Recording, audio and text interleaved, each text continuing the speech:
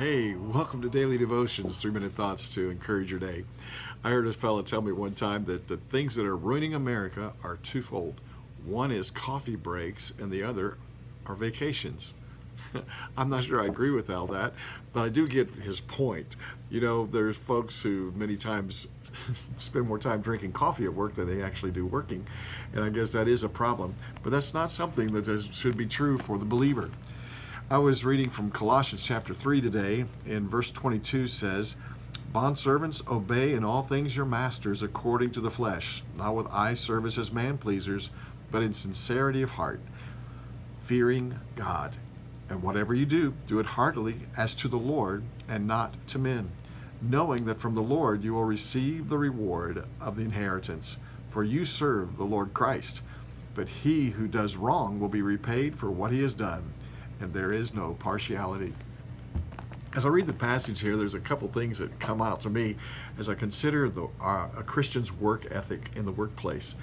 The scripture here tells us that we need to, first of all, have the right spirit as we go to work.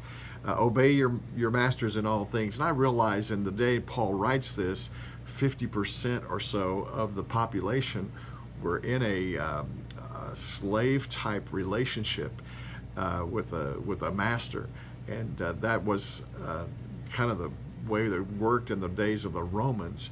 But as we look at this today, we can see certainly application to the way we relate in our workplace. And he mentions the idea of being submissive or obedient. In other words, we're not competing for control in the workplace. We know our spot and how we're to respond to the person who's in authority over us. Have the right spirit.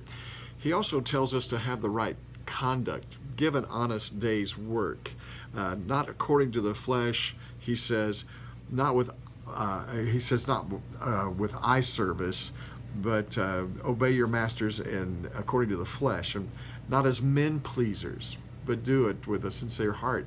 And again, the focus here is the idea of working as unto the Lord, working in a way not just to, I'll be working when he watches, but working and having the right conduct on a regular basis.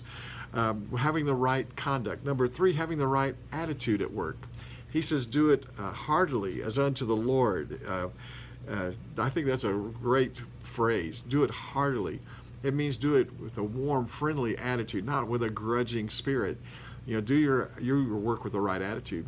Then with the right motivation. In verse 23, he says, whatever you do, do it unto the Lord and not unto men. He says, do that with the right motivation. We're doing it unto the Lord. Our work is an offering to Christ.